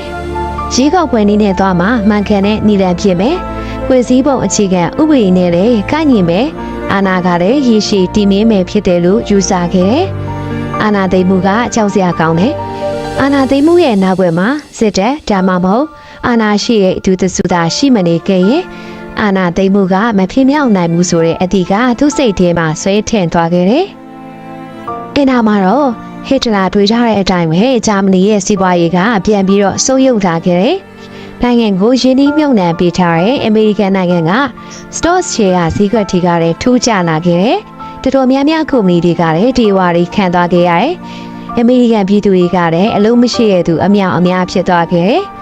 အမေရိကန်နိုင်ငံရဲ့စီးပွားရေးကလုံးဝကိုမှကတ်ဆိုင်သွားခဲ့တယ်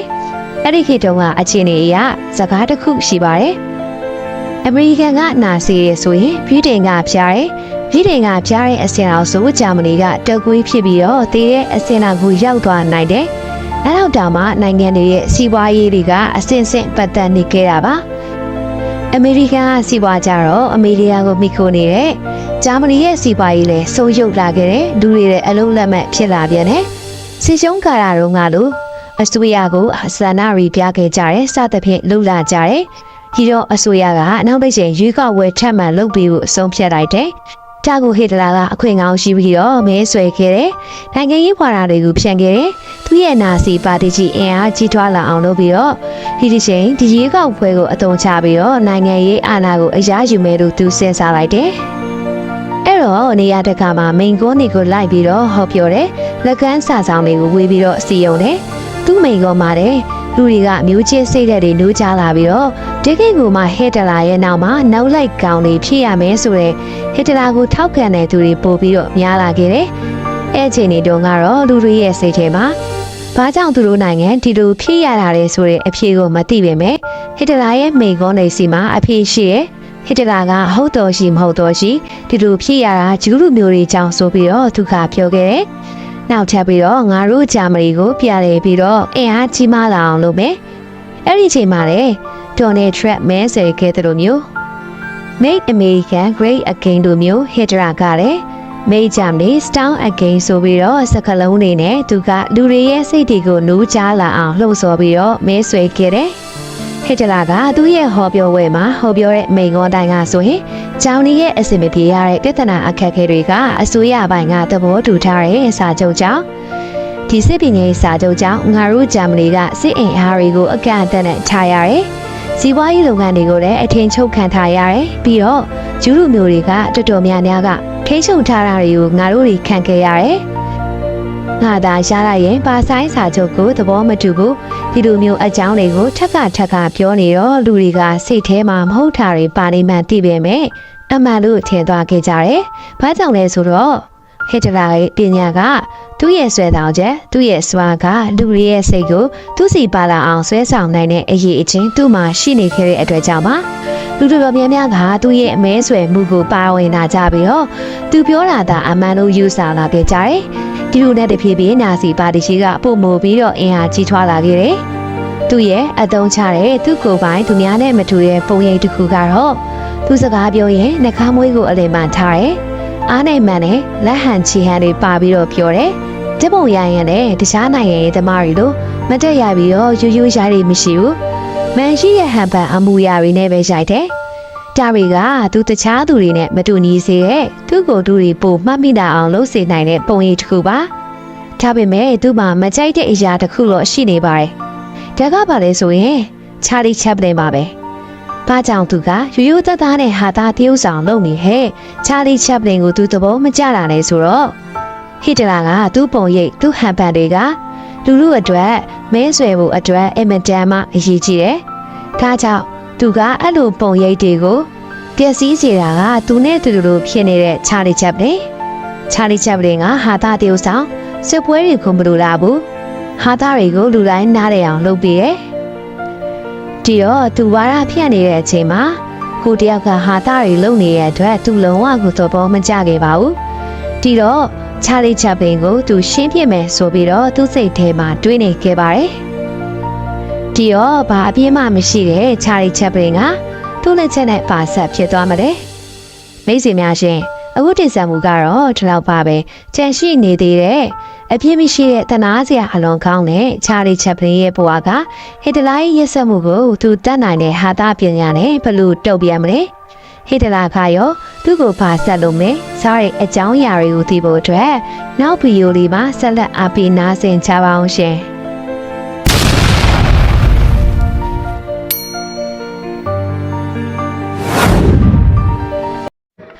ချာလီချက်ပလင်တို့ခေတ်တုန်းကအတန်တိတ်ရုပ်ရှင်တွေခေတ်ဖြစ်ပါတယ်အတန်တိတ်ခေတ်ပြီးရဲ့နောက်မှာတော့နောက်ပိုင်းမှာအတန်တွေပါလာခဲ့ပါတယ်အဲ့အချိန်မှာချာလီချက်ပလင်ကစကားမပြောဘဲနဲ့သူနဲ့လိုက်ဖက်တဲ့တီးလုံးတွေထည့်ပြီးတော့တရုပ်ဆောင်တော့ပို့ပြီးတော့သူ့ရဲ့ရုပ်ရှင်ကကြွားသားပြီးတော့ချာလီချက်ပလင်ကနောက်တစ်ဆင့်တက်ပြီးတော့အောင်မြင်မှုတွေများစွာရရှိလာခဲ့ပါတယ် တစ်ဖက်မှာလည်းဟစ်တရာကလည်းအဲ့ဒီအချိန်မှာဂျာမနီမှာမေးဆိုရာဟောပြောပွဲတွေလုပ်မယ်ဆိုရင်အဓိကကတော့ရီယူကနေပြောပါတယ်အဲ့ဒီခေတ်တုန်းကရီယူကလက်ရှိအာဏာရအစိုးရကတည်တည်ချာချာထိန်းချုပ်ထားတာဖြစ်ပါတယ်စကလုံးတိုင်းကပြောချင်တာပြောလို့မရပါဘူးတချို့စကားလုံးတွေကရီယူမှာအတန်လွတ်လို့မရတာတွေရှိပါတယ်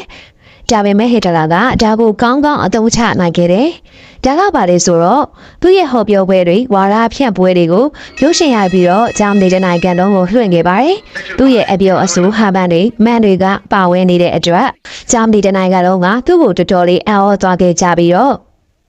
အားပေးမှုတွေများစွာရရှိခဲ့ပါတယ်။အဲ့ဒီခေတ်တုန်းကအစိုးရကရီယူတစ်ခုပဲကောင်းကောင်းထိန်းချုပ်နိုင်ခဲ့ပြီးတော့ရုပ်ရှင်ကိုတော့မထိန်းချုပ်နိုင်ရဲ့အတွက်အဲ့ချက်ကိုဟစ်တလာကကောင်းကောင်းအသုံးချသွားနိုင်ခဲ့တာပါ။ဟစ်တလာကယူကောက်ပွဲရဲ့နေရာတော်တော်များများတွေမှာအာဏာရလာပြီးတော့နိုင်ငံရေးလောကမှာမင်းနဲ့အရေးခံရပြီးတော့အာဏာရလာခဲ့ပါတယ်။နောက်ပြီးတော့သူကသမရအဖြစ်ဝင်ရောက်ရှင်ပြန်ခဲ့ပါတယ်။ဒါပေမဲ့ဟစ်တလာကြာရှုံးသွားခဲ့ပါတယ်။ဘသူ့ကိုကြာရှုံသွားလဲဆိုတော့ပထမကမ္ဘာစစ်တုန်းကစစ်ပြန်ဘိုးချုပ်ကြီးဟင်တာဘတ်ကိုပါသူပုဂ္ဂိုလ်ကတကယ်ကိုမှအရေးချင်းရှိတဲ့လူကြီးလူကောင်းတစ်ယောက်ဖြစ်တဲ့အတွက်ဂျာမနီသမ္မတအဖြစ်ရွေးကောက်ခံခဲ့ရတာပါအဲ့ချိန်မှာဟင်တာဘတ်ကအသက်85နှစ်ရှိနေခဲ့ပါပြီသမ္မတတဒန်ကလည်းတချိန်ကို9နှစ်ဆိုတော့ဒီတိုင်းဆိုခုနှစ်နဲ့နှုံတာဝန်ထမ်းဆောင်ရင်သူ့အသက်က62နှစ်အထိရောက်ရှိနေခဲ့ရင်အစင်မပြေဘူးဆိုပြီးတော့ဟစ်တလာကဒီလိုအခွင့်အရေးမျိုးကိုချောင်းနေခဲ့ပါတယ်ဟစ်တလာကဂျာမနီမှာဒူးကြိုင်များလာတဲ့အတွက်နိုင်ငံရဲ့အဓိပတိအဖြစ်ခန့်အပ်တယ်အဓိပတိဆိုတာကတော့ဘိုးချုပ်လိုပုံစံမျိုးပါသူကအဲ့ဒီຢာတွေကိုအသုံးချပြီးတော့ဥပဒေတွေအများကြီးကိုချမှတ်တယ်အဲ့ဥပဒေတွေကိုသမ္မတကိုလက်မှတ်ရေးထိုးခိုင်းတယ်သမ္မတကလည်းလက်မှတ်ထိုးပေးရတယ်ဘာလို့လဲဆိုတော့ဟစ်တလာကအမတန်မှထိန်းချုပ်ရခက်တဲ့သူဖြစ်နေလို့ပါဟစ်တလာကလူလူအင်အားများစွာရှိနေတဲ့အတွက်သူနဲ့အသက်နိုင်ဆုံးအဆင်ပြေအောင်နေမယ်လို့ဆုံးဖြတ်ပြီးတော့သမ္မတကလက်မှတ်ရေးထိုးပေးရတယ်ဖြစ်ပါတယ်တရတော့ဂျာမန်ပါလီမန်မှာမီးလောင်မှုဖြစ်ပွားခဲ့တယ်အဲ့ဒါကိုဟစ်တလာကကောင်းကောင်းအသုံးချနိုင်သွားခဲ့တယ်ခုချိန်ထိအဲ့ဒီအဆောင်ကိုဘယ်သူရှို့လာလဲဆိုတာမသိပေမဲ့ဟစ်တလာကတော့ဒါဟာကွန်မြူနတီပါတီကရှို့တာတခြားပါတီကရှို့တာဆိုပြီးတော့ဥပဒေတွေပြဋ္ဌာန်းလိုက်တယ်။ဘယ်သူမဆိုစစ်ဆေးမေးမြန်းခွင့်မရှိဘဲနဲ့ဖန်ဆီးပိုင်ခွင့်ရှိရဆိုတဲ့အာဏာကလည်းသူ့ရှိမှရှာလာခဲ့တယ်။အဲ့တော့သူနဲ့ပြိုင်နေတဲ့တခြားပါတီတွေအကုန်လုံးကိုလိုက်ပြီးတော့ဖမ်းတယ်။တယောက်မကျန်အကုန်လုံးကိုရှင်းထုတ်ပစ်ခဲ့တယ်။နောက်ဆုံးမှာဂျာမနီမှာသူ့ရဲ့နာဇီပါတီကြီးတစ်ခုပဲသူစိတ်ကြိုက်ချင်လေခဲ့ပါတယ်။နောက်တော့သမ္မတကြီးကကွယ်လွန်သွားခဲ့တယ်။ဒီတော့ဟစ်တလာကသမ္မတရာထူးနဲ့စစ်ဘက်ဆိုင်ရာစစ်သေးနာပတိစားတဲ့တာဝန်တွေကိုတွဲပြီးတော့တာဝန်ယူလိုက်တယ်။ဒါဒီချိန်မှာသူ့ကိုစစ်တပ်ထောက်ခံမှုကလည်းများလာတယ်။ဘာလို့လဲဆိုတော့အရှင်ကလေးကသူကဘာဆိုင်စာချုပ်ကြောင့်ဂျာမနီရဲ့စစ်ရင်အားကအကန့်အသတ်ခံထားရတာကိုသူသာအာဏာရလာခဲ့ရင်ဒီဘာဆိုင်စာချုပ်ကိုဖျက်ပစ်မယ်လို့ပြောခဲ့တဲ့အတွက်စစ်တပ်ဘက်ကလည်းသူ့ကိုအများကြီးထောက်ခံခဲ့ပါတယ်။စက်မှုလုပ်ငန်းရှင်တွေအများစုကလည်းထောက်ခံခဲ့တယ်။ဘာလို့လဲဆိုတော့သူသာအာဏာရလာခဲ့သည်ရှိတော့သူတို့ကိုမျက်နှာသာပေးရငွေရေးချေးအများအများကိုသူ့ကိုထောက်ပံ့ပေးရဲ့။အဲ့တော့သူကရရှိလာတဲ့ငွေတွေနဲ့သူ့ရဲ့ပါတီကိုပုံမုံကြီးထွားလာအောင်လုပ်တယ်။စစ်ရင်အားတွေကိုလည်းပို့ပြီးတော့တူချဲတယ်။ဒီလိုနဲ့ဂျာမနီနိုင်ငံရဲ့အရေးကြီးတဲ့အနေအရာဓုတွေကိုသူ့ကိုယ်သူနိုင်ငံခေါင်းဆောင်အဖြစ်အကျဉ်းမဲ့အာဏာရှိအောင်လုပ်ပြီးတော့ဂျာမနီနိုင်ငံကိုစတင်ပြီးတော့အုပ်ချုပ်ခဲ့တယ်။တစ်ဖက်ကချာလီချပ်ပလင်ဘက်ကကြည့်မယ်ဆိုရင်လည်းချာလီချပ်ပလင်က1930ခုနှစ်မှာဥရောပခီးစဉ်လှည့်လည်ခဲ့တယ်။သူရဲ့ရုပ်ရှင် promotion ပွဲတွေသူရဲ့ပြည်သက်တွေနဲ့သိဆုံမှုပွဲလုပ်ခဲ့။အဲ့ဒီအချိန်မှာသူကဘာကိုသွားတူလဲဆိုရင်ဥရောပရဲ့စီးပွားရေးအခြေအနေစီးရဲမှုချမ်းသာမှုကွာခြားမှုတွေလူနည်းစုလူရန်စာတွေသူတို့ရဲ့အနှိမ်ခံဘဝတွေရဲ့အကြောင်းကိုချာလီချပ်ပလင်ကသိသွားခဲ့တယ်။နောက်တစ်ခုကတော့ဥရောပနိုင်ငံတွေတော်တော်များများကအမျိုးသားရေးစိတ်ဓာတ်တွေတွဲကြွပြီးတော့ဒီလိုပုံစံအတိုင်းသာနေမယ်ဆိုရင်ဥရောပမှာစစ်ပွဲတွေဖြစ်လာမှာကိုကြိုတွေးမိပြီးတော့သူကအဲ့ဒီအကြောင်းအရာနဲ့ပတ်သက်ပြီးတော့ရုပ်ရှင်တကားရိုက်မယ်လို့ဆုံးဖြတ်လိုက်ပါတယ်။သူရဲ့ဥရောပခီးစဉ်မှာဂျာမနီနိုင်ငံပါဝင်နေပါတယ်။ချာလီချပ်ပလင်ကဂျာမနီကိုလာတော့ဟစ်တလာကမကြိုက်ဘူး။ဒါကိုမကြိုက်တော့ချာလီချပ်ပလင်ကဂျူးလူမျိုးပါဆိုပြီးတော့ဝါရဖြန့်ခဲ့တယ်။သူထုတ်တဲ့နာစီပါတီကစာအုပ်ထဲမှာ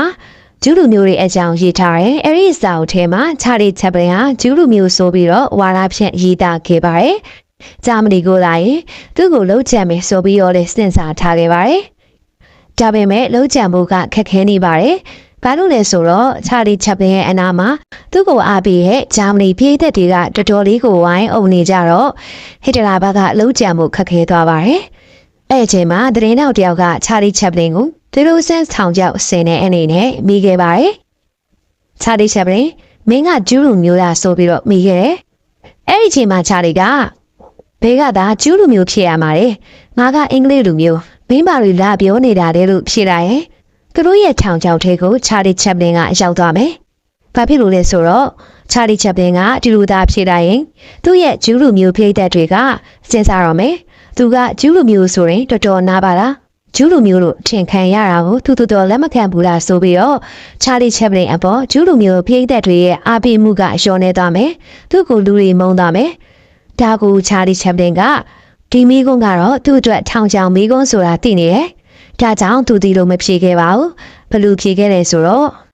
ငါကဂျူးလူမျိုးမဟုတ်ပါဘူး။ဒါပေမဲ့ငါရဲ့ဘိုးဘေးဘီပင်အစဉ်အဆက်ကလေးကဂျူးလူမျိုးသူတွေပါခဲ့မယ်ဆိုရင်တော့ငါခုံယူမိမှာပါ။ကျစင်နဲ့ကြီးကိုလက်ခံမိမှာပါပဲဆိုပြီးတော့ဖိသက်တွေသတင်းတောက်တွေကိုလှလှဖဖဖြီးသွားခဲ့ပါတယ်။ဒီလိုနဲ့ပဲသူကဟစ်တလာရဲ့ထောင်ချောက်ကနေပြီးတော့လွတ်သွားခဲ့ပါတယ်။အဲ့ဒီအချိန်မှာချာလီချပ်ပလင်ကစဉ်းစားသွားခဲ့တယ်။ဟစ်တလာကတော့ငါ့ကိုလှုပ်ကြံခြင်းနေပြီ။ငါလည်းငါတက်တဲ့ပညာနဲ့ပြန်ပြီးတော့ခုခံမယ်ဆိုပြီးဆုံးဖြတ်လိုက်တယ်။ဒါကပါလေဆိုတော့စစ်စက်ကြည်ရေးစတစ်ကားတစ်ခါရိုက်မယ်ဆိုပြီးတော့ဆုံးဖြတ်လိုက်တယ်။အဲ့ဒီရုပ်ရှင်ကအကြောင်းကဘာလဲဆိုရင်ဟစ်တလာရဲ့အကြောင်းကိုရိုက်မယ်ဆိုပြီးတော့ဆုံးဖြတ်လိုက်တယ်။ဘာကြောင့်လဲဆိုတော့သူ့ရဲ့အားသာချက်တစ်ခုကဟစ်တလာနဲ့သူကရုပ်ချင်းသူရဲ့အတွက်ကြောင့်ဟစ်တလာနေရာမှာသူတရုပ်ဆောင်ပြီးတော့ရိုက်မယ်ဆိုပြီးဆုံးဖြတ်လိုက်တယ်။ဒါနဲ့ဇာကားနာမည်က The Great Dictator ဆိုတဲ့ဇာကားပါအဲ့ချိန်တော့ကသူ့ကိုလူတွေကကြားခဲ့တယ်ဒီဇာကားကသူနဲ့မလိုက်ဖက်ကြောင်းသူကပြည်သူတွေကိုရှေ့မောပျော်ရွှင်စေတဲ့အကြောင်းအရာတွေပဲပေးရတူတယောက်ဖြစ်တဲ့အတွက်အဲ့တို့လူကဟစ်တလာအကြောင်းကိုရိုက်မယ်ဆိုရင်ဘလို့မှမလိုက်ဖက်ဘူးဆိုပြီးတော့ကြားခဲ့ကြတယ်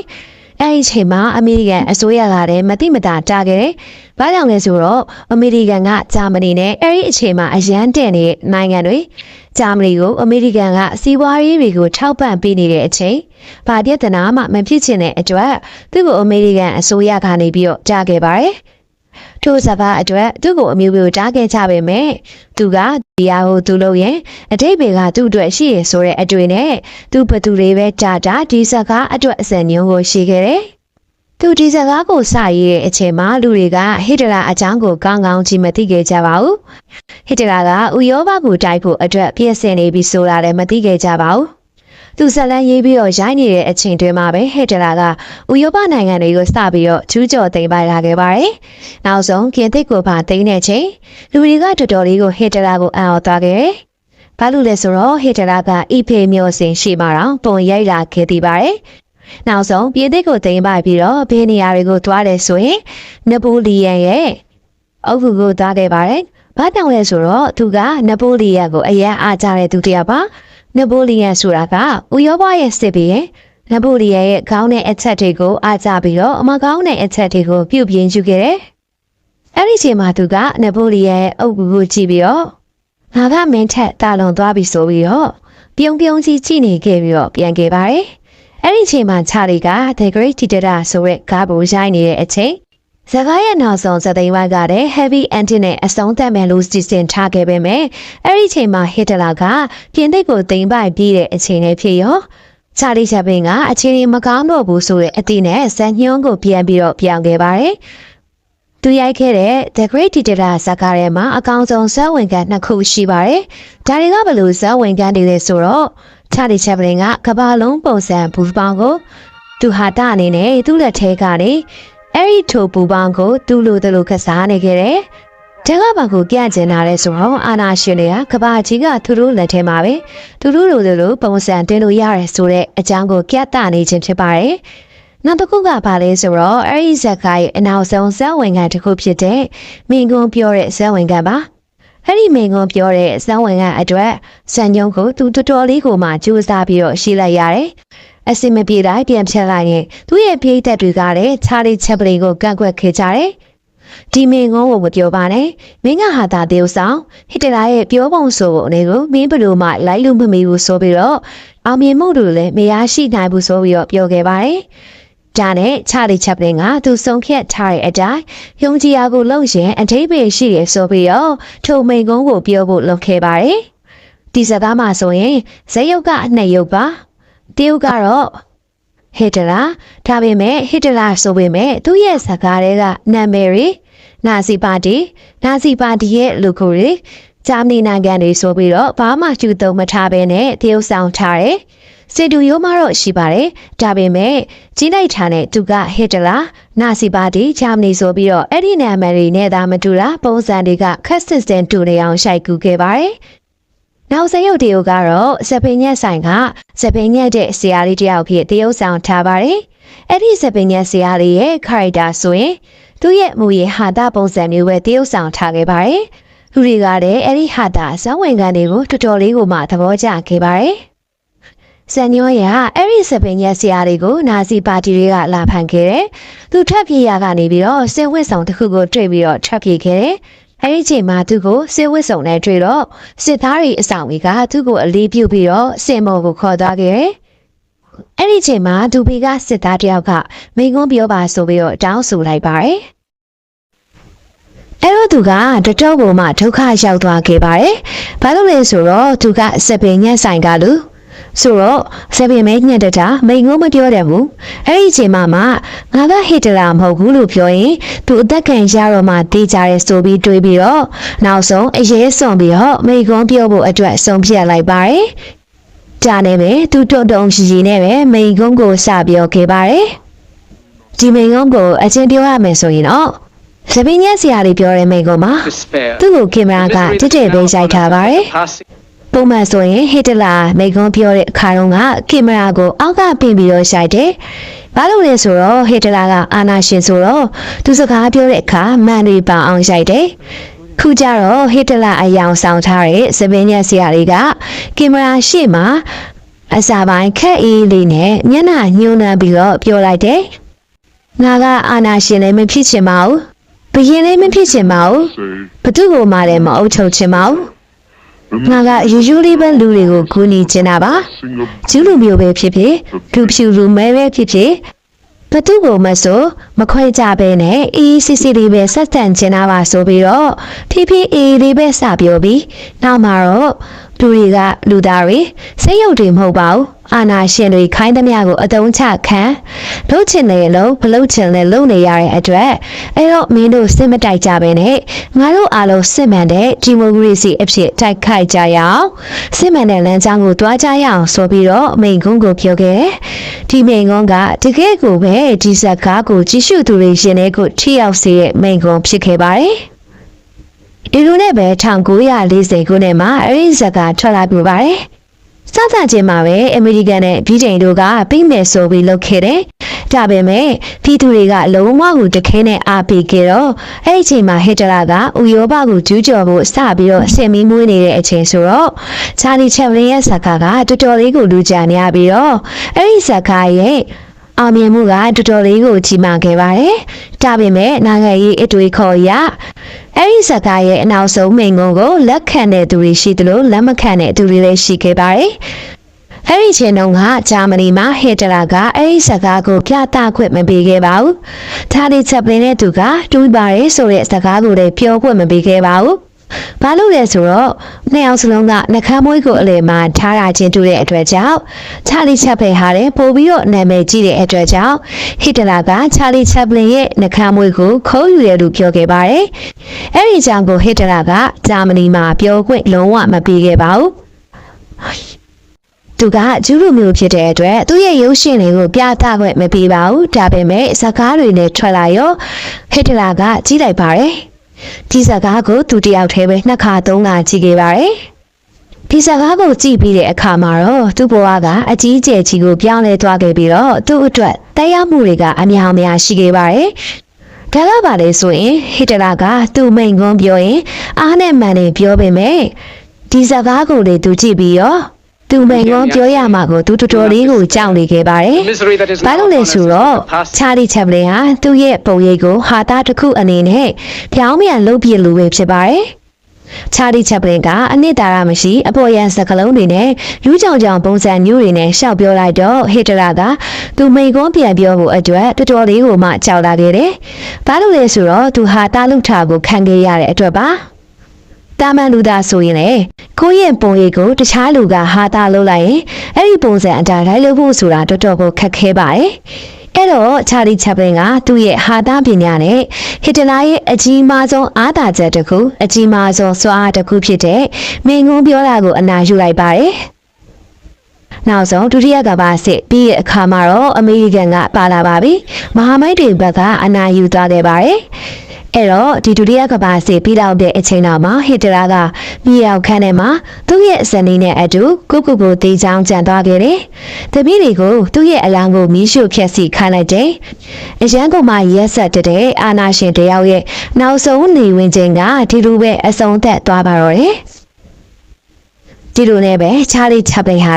နေဒီတွေကအောင်မြင်မှုတွေစရလာခဲ့ပြီးတော့အောင်မြင်မှုတွေနဲ့ပဲအဆုံးသက်သွားမယ်ဆိုရင်လည်းမှားသွားပါလိမ့်မယ်။သူ့ဘဝမှာအတက်တွေလည်းရှိတယ်လို့အကြတွေလည်းရှိခဲ့ပါတယ်။အဲ့ဒီအချိန်ဒုတိယကမ္ဘာစစ်ပြီးသွားတဲ့အချိန်အမေရိကန်ရဲ့နိုင်ငံရေးအယူအဆသာအရင်ကနဲ့မတူတော့ပါဘူး။ဘာလို့လဲဆိုတော့ဒုတိယကမ္ဘာစစ်ကိုလည်းနိုင်ထားတယ်။တကယ့်ကိုမှတိုက်ချင်ခိုက်ချင်တဲ့စိတ်ကလည်းဖြစ်နေတော့သူ့ရဲ့ရင်သူကဂျာမနီနိုင်ငံမဟုတ်တော့ဆိုဗီယက်ပြည်အောင်စုကတော့အခုရုရှားနိုင်ငံရဲ့ကွန်မြူနစ်ဝါဒပါ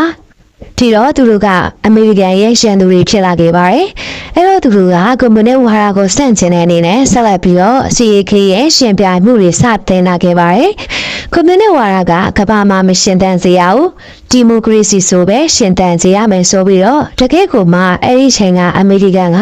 အယူအဆတွေတိုက်ခိုက်ရေးအတက်ကိုလည်းဆရာထက်တက်လာခဲ့။ပြည်သူတွေကလည်းအကုန်လုံးထောက်ခံလာကြတယ်။အဲ့ဒီချိန်မှာချာလီချက်ပလင်ကသူကစစ်ပွဲတွေကိုမလိုလားတဲ့သူတယောက်ဆိုတော့အရေးရှင်ဝါဒတွေကိုသူမလိုလားဘူး။ဒါကြောင့်သူ့ကိုအစိုးရကမကြိုက်ကြဘူး။အစိုးရကမကြိုက်တဲ့အတွက်သူဥရောပကိုသွားနေတဲ့ခီးစဉ်အချိန်တွေမှာသူ့ကိုပြန်ပြီးတော့ပြည်ဝင်ခွင့်နေပိတ်ထားခဲ့ပါတယ်။အမေရိကန်အစိုးရကလည်းသူ့ကိုမကောင်းတဲ့အကြောင်းတွေနဲ့ဝါဒပြန်တယ်။ချာလီချက်ပလင်ကအမေရိကန်သားတယောက်မဟုတ်ခဲ့ပါဘူး။ဗြိတိန်နိုင်ငံသားငါတို့အမေရိကန်နိုင်ငံကိုချစ်တဲ့စိတ်မရှိဘူး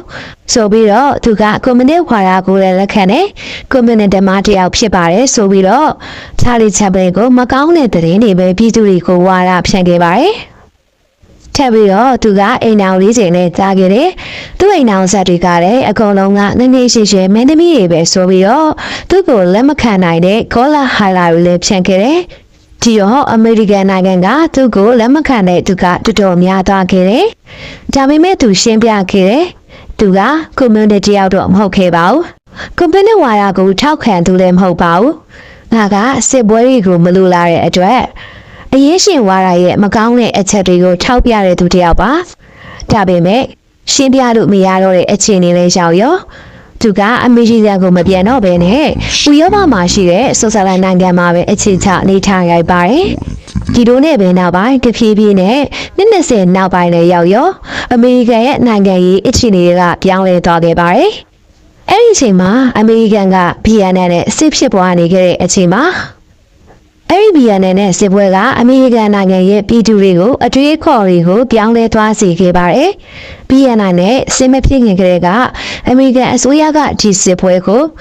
ငါတို့တိုင်းမှာရှာမယ်ဆိုပြီးတော့ပြည်သူတွေကိုပြောခဲ့တယ်။ပြည်သူတွေကလည်းလက်ခံနိုင်ခဲ့ပါတယ်။အဲ့ဒီမတိုင်ခင်အမေရိကန်မှာတီဗီတွေခေတ်စားလာခဲ့ပါတယ်။အဲ့တော့သတင်းတောက်တွေကလည်းစစ်ပွဲမှာစစ်ဖြစ်နေတဲ့ပုံရိပ်တွေကိုအသေးစိတ်ထိရမှန်တွေကိုရိုက်ပြခဲ့ကြတယ်။အဲ့ဒါတွေကိုပြည်သူတွေက TV ထဲမှာမြင်ကြရပြီးတော့စစ်ပွဲတွေတိုက်တယ်။အောင်မြင်ကြတယ်ဆိုတာဝမ်းမြောက်စရာကောင်းတယ်။ဒါတွေကိုသူတို့သိရဲ့။ဒါပေမဲ့တကယ်လက်တွေ့စစ်ပွဲကို TV မှာသူတို့ကိုယ်တိုင်မျက်မြင်ကိုယ်တွေတွေ့လိုက်တဲ့အချိန်မှာတော့သူတို့ကတော်တော်လေးကိုမှအော်တော်လို့ပြီးတော့စိတ်တွေကိုခြောက်ခြားသွားစေခဲ့ပါတယ်။ဘာလို့လဲဆိုတော့စစ်ဖြစ်ပွားနေတဲ့အချိန်ကလေးတွေကငိုနေကြတယ်။ ငိုနေကြတဲ့ကလေးတွေမှာသူတို့ရဲ့အမေတွေကတည်နေကြတယ်။သူတို့ကဘယ်သွားလို့သွားရမှမသိတွေးတန်ရှင်းရှင်းမြင်ခွင့်နဲ့နောက်ပြီးတည်နေကြတဲ့ကလေးတွေကိုပိုက်ပြီးတော့မိခင်တွေကစစ်သားတွေကိုပြပြီးအတနာခံတဲ့မျက်နှာမျိုးတွေနဲ့အမျိုးမျိုးမြင်တွေ့နေရအဲ့ဒီချိန်အမေရိကန်ကတခြားနိုင်ငံမှာသွားတက်ရတဲ့အတွက်ကြောင့်သူတို့ဘာသာစကားနဲ့လည်းမတူတော့နောက်တစ်ခါရှန်သူလားမိတ်ဆွေလားလည်းမခွဲကြနိုင်မိတ်ဆွေမိုင်းရှန်သူမှမသိတော့တယောက်နဲ့တယောက်မြင်မြင်သမျှကိုကြည့်ကြတယ်အဲ့ဒီစစ်ပွဲကတော်တော်လေးကိုမှအပြစ်မဲ့ပြည်သူတွေတေးချရတယ်အဲ့ဒါတွေကိုအမေရိကန်ပြည်သူတွေက TV ထဲမှာတွေ့တော့ဒါတွေကလုံးဝမဖြစ်တဲ့မှုဆိုပြီးတော့အမေရိကန်မှာစစ်စင်ကြီးဝါရတွေတော်တော်လေးကိုဝင်လာခဲ့တယ်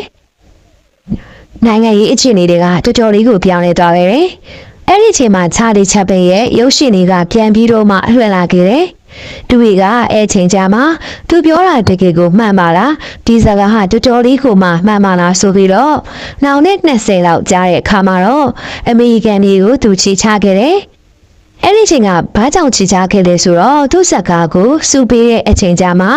သူကအမေရိကန်တွေကိုပြန်ပြီးတော့ချီချခဲ့တာပါ။ဒါပေမဲ့သူကအမေရိကန်မှာမနေတော့ဘဲနဲ့သူရှင်နေခဲ့တဲ့ဥရောပရဲ့ဆွစ်ဇာလန်နိုင်ငံမှာပဲသူမိသားစုနဲ့အတူနေထိုင်ရင်းနဲ့သူ့ဘဝရဲ့နောက်ဆုံးအခြေအနေကိုဖျက်ဆီးရင်းနဲ့ပဲကုန်းဆုံးသွားခဲ့တာပဲဖြစ်ပါတယ်။ချာလီချက်ပလင်ကတည်သွားပြီမဲ့အခုအချိန်ထိသူရဲ့ရုပ်ရှင်ဇာတ်ကားတွေကကျမတို့ Facebook တို့ YouTube တို့တခြား social media တွေကနေပြီးတော့အခုထိကိုအောင်မြင်တဲ့ချာလီချက်ပလင်ရဲ့ဟာတာဗီဒီယိုများစွာကို view ပေါင်းများစွာနဲ့ကြည့်ရှုနေကြတာတွေကိုလည်းတွေ့ကြရပါတယ်။အဲအတွက်ကြောင့်သူ့ကိုအားပေးလက်ခံမှုတွေကအခုချိန်ထိကိုမြောင်များစွာရှိနေခဲ့ပါသေးတယ်။ပြီးတော့ချာလီချက်ပင်ဟာလူသားသိပေမဲ့နာမည်မသိသေးတဲ့သူတစ်ယောက်ဖြစ်ဆက်လက်တည်ရှိနေပါတယ်။ချာလီချက်ပင်ကတော့လူဒီကိုရဲမောပျော်ရွှင်စေခဲ့တဲ့သူတစ်ယောက်နောက်တစ်ယောက်ဟစ်တလာကတော့လူဒီကိုထင်းလက်တုံလုံးစေတဲ့စစ်ပွဲပေါင်းမြောက်များစွာကိုဖန်တီးစေခဲ့တဲ့သူတစ်ယောက်အဲ့တော့သူတို့နှစ်ယောက်ကဒူရီတာပုံစံတူကြပေမဲ့သူတို့နှစ်ယောက်ကအစောနှစ်ဖက်တယောက်တနေရာစီမှာရှိနေတဲ့ပုံစံမတူတဲ့သူတွေပဲဖြစ်ပါတယ်။ခိုင်ကြောင့်မို့ကျမဒီနေ့ပြောသားခဲ့တဲ့သူနှစ်ယောက်စီကနေပြီးတော့ဒူးသူတာရစရာတွေအတူယူစရာတွေများစွာရရှိမယ်လို့လည်းမျှော်လင့်ပါတယ်။ဒီတော့ရီယက်တာကွာချပြီးတော့မိခဲ့တဲ့တကယ့်ကိုမှအမတန်မှတမိုင်းမှထင်ကြံစေခဲ့တဲ့လူနှစ်ယောက်ဆိုပေမဲ့လူတွေရဲ့အမြင်မှာထင်ကြံစေခဲ့တဲ့ပုံရိပ်တွေလူသားတွေပေါ်မှာအကျိုးတရားမှုတွေထင်ကြံခဲ့တဲ့ပုံရိပ်တွေဆိုတာလေတယောက်နဲ့တယောက်မတူခဲ့ပါဘူး။ဒါဆိုရင်တော့နောက်ဆုံးမှာချာလီချက်ပင်ရဲ့စကားလေးတစ်ခုနဲ့ပဲအဆုံးသတ်ပြစီရှင်။လူလောကကြီးမှာဘယ်ရမှမနေပါဘူးဒုက္ခဆိုတာတွေမနေပါဘူးမိနိုင်ငံတွေကလည်းလုံးဝအသေးပဲမရှိတဲ့အတွက်ကြောင့်ဒီရဲ့အတိုင်းကိုပျော်ရွှင်မှုတွေရေမောမှုတွေနဲ့ပဲဖြတ်သန်းလိုက်ကြရအောင်ဆိုရဲသူရဲ့အကြံပေးစကားလေးနဲ့ပဲကျမတို့အဆုံးသတ်လိုက်ပါရစေ